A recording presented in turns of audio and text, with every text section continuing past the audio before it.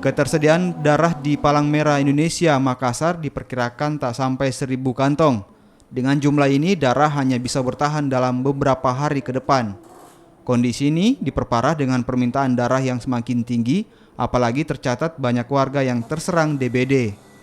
Selama ini, Palang Merah Indonesia mengandalkan pendonor rutin yang jumlahnya mencapai 3.200 orang dan sebagian mereka merupakan mahasiswa.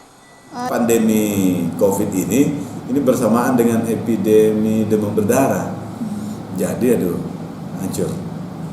Belum lagi dapat bonus bulan Ramadan. Ramadan itu memang secara psikologis kadang-kadang pendonor itu agak berkurang.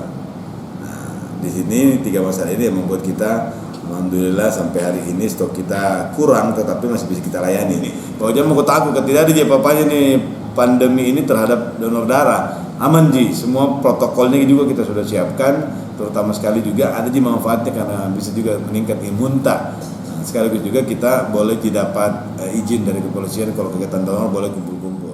Tetapi yang paling